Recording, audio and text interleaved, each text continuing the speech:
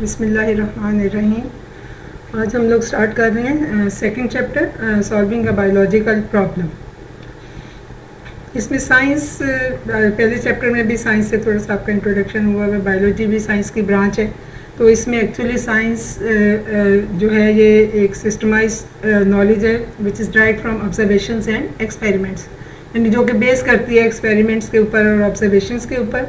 और ये experiments perform करने के बाद फिर हम लोग लॉज या प्रिंसिपल्स जो हैं वो इससे ड्राइव करते हैं विच आर एक्सपेक्टेड इंटरनेशनली।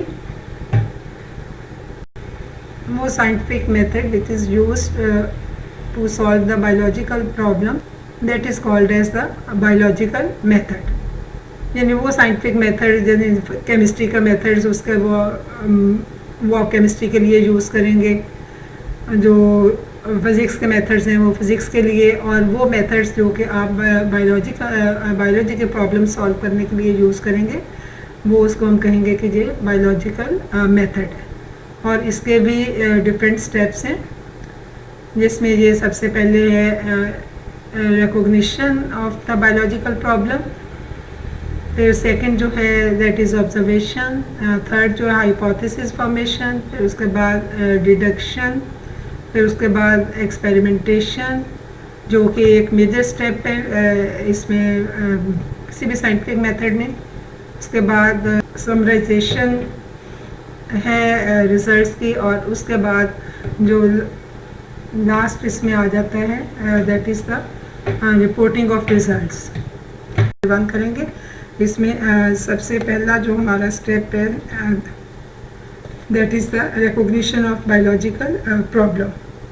किसी भी बायोलॉजिकल प्रॉब्लम को सॉल्व करने के लिए या कोई भी क्वेश्चन जो है लिविंग ऑर्गेनिज्म से रिलेटेड है, प्लांट्स हैं या एनिमल्स हैं, तो या तो कोई इससे पूछ सकता है या फिर उसके ज़हन में खुद से कोई भी क्वेश्चन आ रहा है, जैसे कि ये प्लांट्स ग्रो कर रहे हैं तो इसमें इनको यानी अगर आप उनको वाटर नहीं देते, उनके वाटरिंग नहीं कर रहे या उनको सनलाइट नहीं मिल रही तो वो it will effect their growth. तो ये इस किस्म के क्वेश्चंस, या अगर कोई डिजीज़ कॉज हो रही है, जैसे कोई भी आप कह लें कि जैसे मलेरिया है या उसके बाद डेंगू फीवर है या उसके बाद टाइफाइड फीवर है या इस तरह की और कोई डिजीज़ जो हैं, उनके लिए बायोलॉजिस्ट के जहन में ये क्वेश्चन आता है कि ये डिजीज़ क्यों है, इसकी क्या कॉज हो सकती है, इसका फिर आगे इसका सलूशन क्या हो सकता है। तो इस किस्म के क्वेश्चंस जो कि बायोलॉजिस्ट के माइंड में आते हैं उससे फिर वो प्रॉब्लम जो है वो रिकॉग्नाइज हो जाती है।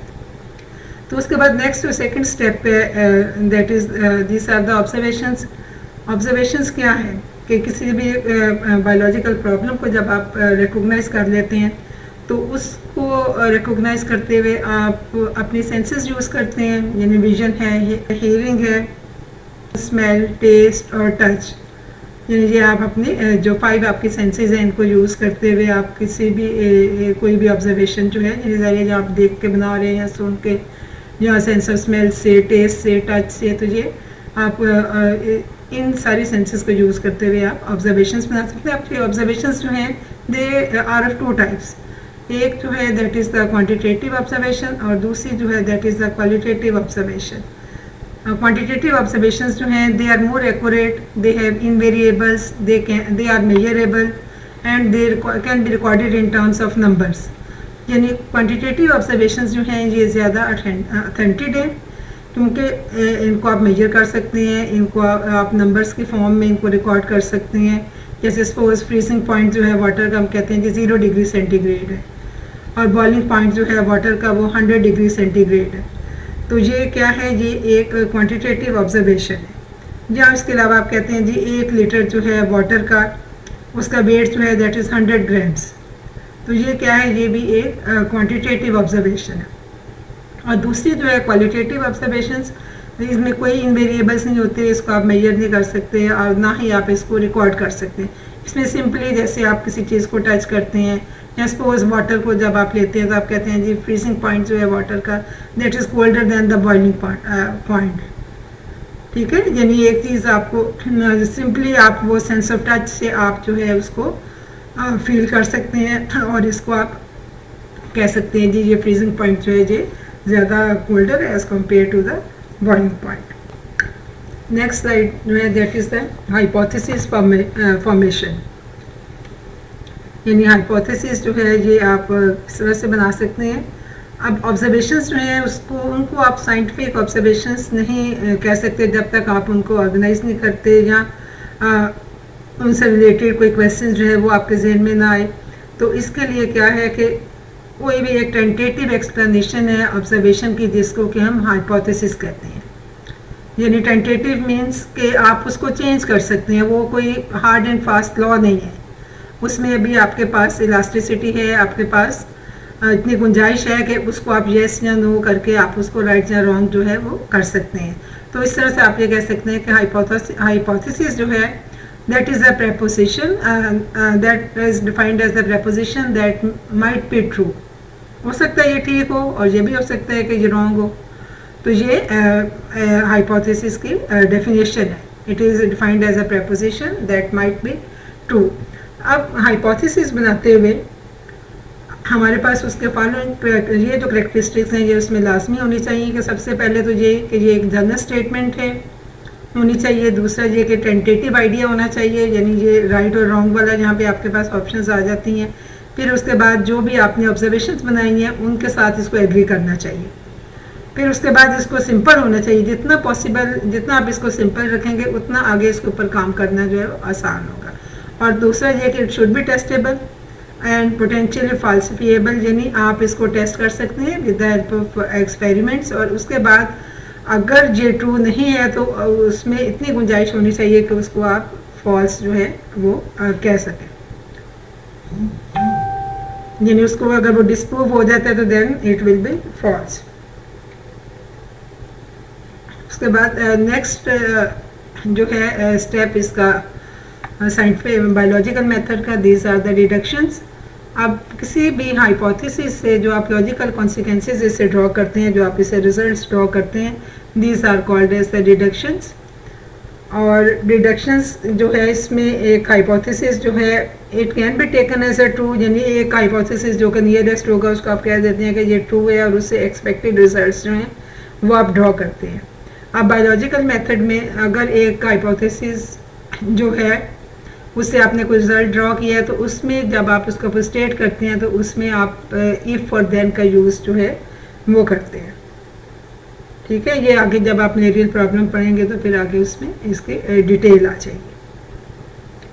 अच्छा जी, जब आपने डायरेक्शन बना ली है ऑब्जर्वेशन, उसके बाद आपने हाइपोथेसिस बनाया है, आपने उसके लिए फॉर्म किए हैं, फिर उसके बाद आपने डिडक्शन बना ली है। फिर उसके बाद नेक्स्ट जो स्टेप है जो कि एक इम्पॉर्टेंट स्टेप है किसी भी साइंटिफिक मेथड का, दैट इज़ द एक्सपेरिमेंट। और एक्सपेरिमेंट्स जो हैं these are perform to test if the hypothesis is true और नॉट। यानी जो हाइपोथेसिस आपने ऊपर बनाया है वो अब हमने टेस्ट करना है कि ये इसकी वैलिडिटी क्या है, ये ट्रू है या फॉल्स है। तो उसके लिए एक्सपेरिमेंट्स जो हैं एक्सपेरिमेंट्स के बाद जो इनकरेक्ट हाइपोथेसिस होगा वो रिजेक्ट हो जाएगा और जो ट्रू वन या जो करेक्ट वन होगा वो एक्सेप्ट हो जाएगा।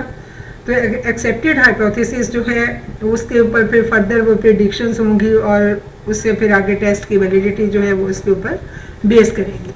तो उसके लिए कोई भी एक्सपेरिमेंट जब आप करते हैं रिसर्च वर्क में किसी भी आप हाइपोथेसिस को प्रूव या डिसप्रूव करने के लिए, तो उसमें हम लोग हमेशा दो ग्रुप्स बनाते हैं, एक कंट्रोल ग्रुप होता है और एक एक्सपेरिमेंटल ग्रुप होता है। कंट्रोल ग्रुप जो है यानी वो एक्सटेंडेड ग्रुप है जिसके साथ हम एक्सपेरिमेंटल ग्रुप को कंपेयर करते हैं और उसके बिहाफ के ऊपर हम उसको स्टडी करते हैं। जैसे ग्रुप ऑफ हेल्दी पीपल, यानी जिनको कोई डिसीज़ नहीं है, जो कि नॉर्मल लाइफ अपने गुजार रहे हैं, उसका अगर आप ग्रुप लेते हैं तो ये एक कंट्रोल ग्रुप हो जाएगा। जैसे प्लांट्स में एक ऐसे प्लांट्स जिनको के सनलाइट भी मिल रही है, वाटर भी मिल रहा है, कार्बन डाइऑक्साइड भी मिल रही है, तो और वो उसमें फोटोसिंथेसिस का प्रोसेस हो रहा है, तो वो एक कंट्रोल ग्रुप हो जाएगा। जबकि एक्सपेरिमेंटल ग्रुप वो ग्रुप है विच इज़ अंडर ऑब्जर्वेशन, जिसको कि आप ऑब्जर्व कर रहे हैं और जो कि कंपेरेटिवली आप स्टडी कर रहे हैं कंट्रोल ग्रुप से। जैसे मलेरियल पेशेंट्स का ग्रुप है, या प्लांट्स में अगर आप ये स्टडी कर रहे हैं जी, अगर आप प्लांट्स को कार्बन डाइऑक्साइड जो है वो अगर आप उसकी कट ऑफ कर देते हैं तो उसमें फोटोसिंथेसिस का जो प्रोसीजर है वो हो रहा है कि नहीं, तो वो जो है वो हमारा एक्सपेरिमेंटल ग्रुप हो जाएगा।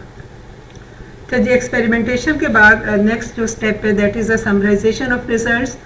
यानी जो भी आपने ये दो ग्रुप्स बनाए थे, एक एक्सपेरिमेंटल ग्रुप था, एक ये कंट्रोल ग्रुप था, उसमें ज़ाहिर है आप जो मलेरियल पेशेंट्स है वो आप ज़ाहिर है एक दो तो नहीं लेंगे, कम से कम 100 तक या इससे भी ज़्यादा आप लेंगे। इसी तरह से जो आपके पास कंट्रोल ग्रुप था उसमें भी आप इतना ही नंबर जो है वो स्टडी करेंगे। तो इसके बाद एक्सपेरिमेंट्स के बाद आप क्वांटिटेटिव डाटा जो है वो इकट्ठा करते हैं और इस डाटा को आप कह लें कि इसका एवरेज निकालते हैं और फिर आप इसको इसको ऑर्गेनाइज करते हैं in the form of charts, tables, उसके बाद फिगर्स या जिस तरह से भी आप इसको ऑर्गेनाइज करेंगे। फिर आप उसके बाद उसकी एवरेज निकालेंगे और फिर आप उसको स्टैटिस्टिकल मेथड्स जो हैं वो अप्लाई करते हुए, जो कि चैप्टर 1 में आपने बायोमेट्री पढ़ा था, relationship of biology with other sciences, तो यहाँ पे मैथमेटिकल और स्टैटिस्टिकल फार्मूलाज अप्लाई करते हुए आप उसको एनालाइज करेंगे ताकि आप जो कंक्लूजन्स जो हैं वो इससे ड्रॉ कर सकें। उसके बाद जो नेक्स्ट स्टेप है reporting of research, that is the important part of the biological method या किसी भी साइंटिफिक मेथड का रिसर्च जब भी आप करते हैं, कोई आप एक्सपेरिमेंट से रिसर्च निकालते हैं तो उसको आप अपनी फाइंडिंग्स को आप साइंटिफिक जर्नल्स में, बुक्स में, फिर उसके बाद इंटरनेशनल और नेशनल लेवल के ऊपर मीटिंग्स में, सेमिनार्स में, वहाँ पे आप उस अपने रिसर्च को रिप्रेजेंट करते हैं और फिर उसके बाद आप उसको इंटरनेशनल जर्नल्स में पब्लिश करवाते हैं ताकि वो एक बाकी लोग जो हैं वो भी इससे अवेयर हो सकें और उसके बाद अगर कोई इसको चैलेंज करना चाहे तो वो कर सके और उसके बाद रिजल्ट्स जो हैं वो वेरीफाई हो जाते हैं। और अगर ये रिजेक्ट हो जाते हैं आपके ये रिजल्ट्स तो फिर दोबारा आपको हाइपोथेसिस में जाके सारे स्टेप्स जो हैं वो आपको दोबारा करने पड़ते हैं। अच्छा जी, हमारा जो बायोलॉजिकल मेथड था ये तो यहाँ पे कंप्लीट होता है। उसके बाद नेक्स्ट वीडियो में हम लोग मलेरिया को स्टडी करेंगे as an example of biological method, जिसमें कि ये जो स्टेप्स हैं ये आपको और क्लियर हो जाएंगे। Thank you.